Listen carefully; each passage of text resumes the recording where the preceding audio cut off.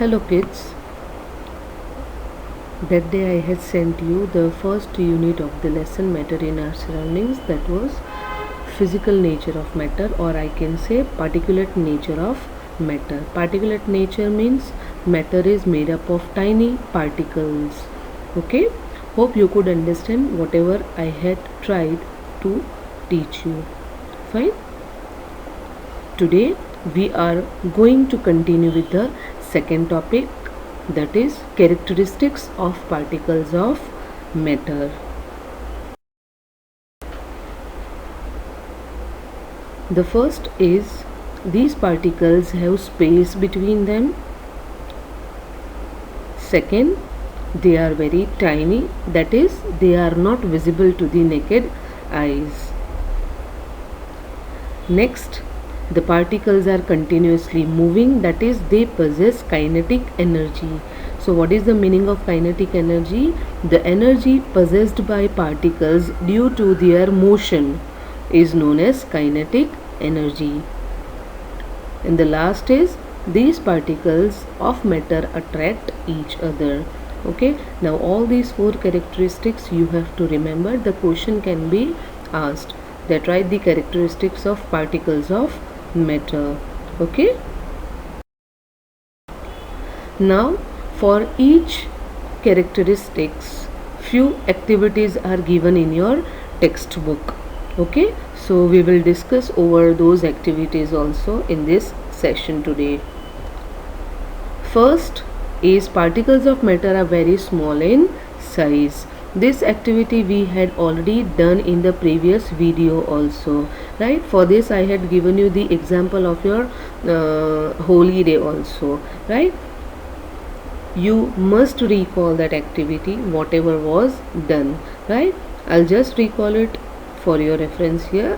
We had taken 100 ml of water in a beaker in which few crystals of potassium permanganate was added, and due to that there was a color change seen in the first beaker. As if you here also you can see the intensity of color in the first beaker, and then after frequent dilution you can see the color change in the last beaker also. You can see the color is changing, means the intensity of color has changed, but still at the end of several dilution also the color is seen in the beaker, right? So this proves that each of these particles are very tiny or very small in size. Okay, next is particles of matter have spaces between them. Now for this, particles of matter get into the spaces between particles of the other. Like if you recall the activity, first activity, when we dissolved a spoonful of sugar and salt in water, right? So salt and sugar particles could occupy those empty spaces between the water molecules, right? Here if you can see three different forms are given: solid, liquid and gas. Even the arrangement of particles are also shown. You can see in the first one to the left the particles are arranged in a very particular manner, means no space is found. Second picture some space is seen, and third picture the particles are moving very faster, that is due to the higher spaces they are moving. Okay, so let us recall that activity of diluting or dissolving sugar and salt particles into water. This activity proves that these particles have space between them. Okay, particles of matter are continuously moving, that is they possess kinetic energy. Now here I have given you the picture of some grains, dals and all, lentils are there, right? Now if these things are kept as it is in a bowl, can you smell these food items? No. Or I can say, if your parents have brought Maggi packets from the market and they are kept on the dining table, are you able to get the smell of that Maggi? No. But when your mother or father is cooking in the kitchen, and even if you are not sitting in the kitchen but you are sitting in your bedroom, right, then also you can smell the food. And if that is your favorite one, then obviously you will tell your parents that yes, I'm very hungry, please serve me the food faster, right? Or if you are visiting the market, or even if you are passing by any ice cream shop, or even especially Chinese restaurants, right? So from the distance itself you will get to know that in a shorter distance the particular food item is available. How come this is possible?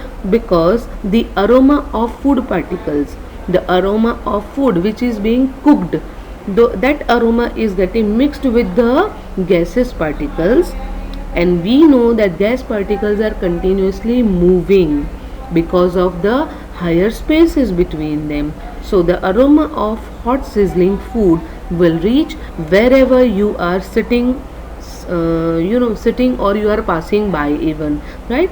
So it is very easier for us to get the smell of hot sizzling food rather than the uncooked food.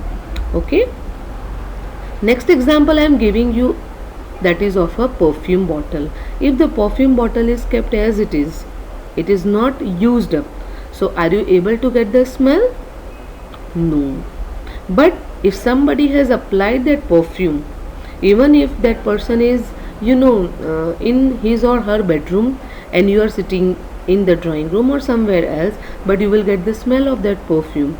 Or even if somebody is passing by you in the market, you will get the smell of that particular perfume used by that person. How come this is possible? The same thing is happening like what I have discussed about the hot sizzling food. The aroma of perfume get mixed with that of the gaseous particles, and along with gas particles that aroma will also move distances, and because of that we will get the smell. Okay, third, I have given you the example of an unlit incense stick. If the incense stick is kept as it is, will you be able to get the smell of that? No. The same activity is given in your book also, that in a room you have to keep the incense stick in the corner, and you have to identify that which, you have to identify the smell of incense stick. But it is not at all possible because it is not lighted, right? It is not lighted. So here again same thing will be applied. When you light the incense stick, the aroma of incense stick will get mixed with gaseous particles and it will move the distance, right? So you must have passed by that Akhtar wala ki shop, even incense stick, the person who is selling incense sticks and all, right? When you pass by that shop, you will get to know that here this thing is available, right? So these are the reasons why we will get the smell even if you are not standing near to that shop.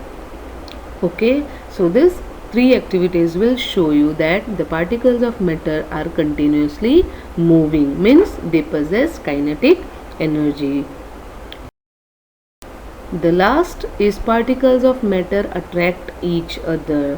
Whatever things are available in your surrounding, that is in a compact manner, right? If these particles of matter could not have attracted each other, the matter could not have existed only.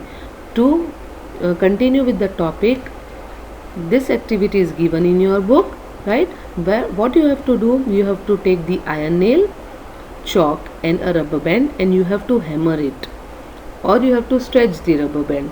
Okay, what will happen? Iron nail on hammering, some changes might be possible in the shape, otherwise iron nail would not be broken into pieces. Chalk, obviously it will get broken because the molecules are not at all compactly packed with each other. Okay, or I can say the composition is such that you can break the chalk and you can form the powder also.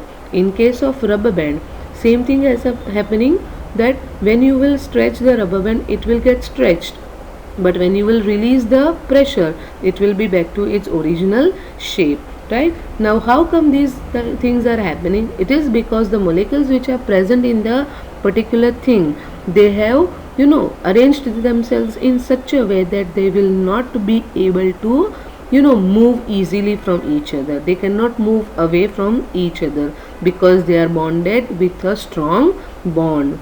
Okay, that is why they are not easily broken into the pieces.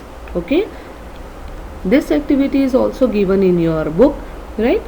Here what they have said, that you have to, the teacher has to divide the particular class into 4 groups. The first group will hold each other just like the way these girls are holding. Okay, second group will hold each other's hands, third group will hold only the fingers. Okay, and the fourth group will go and try to break the chains. Okay, so obviously the first group who is standing like these girls, okay, that group is not going to get detached easily. Why? Because they are, bonded strongly with each other. Okay, second group who is holding the hand, obviously a little bit of pressure will be needed to separate them. Third group which was holding the finger only, or I can say only they were touching their fingers, it is going to be very easy for the fourth group to separate all those children. Why? Because the bonding which is there in the first group, it is the strongest one. In the second one, it is weaker than the first but stronger than the third. And third group is having almost negligible force of attraction. Regarding this we will discuss further also. Okay, so these were all the discussion about the 4 characteristics of matter along with the activities. Okay, thank you so much, and I hope you will be able to clear the activity assignment. Okay, here I have forgotten to give you the activity assignment. Still, if you find any difficulty, please ask me, and if you have any query also, you can ask me anytime. Okay, thank you and have a good day.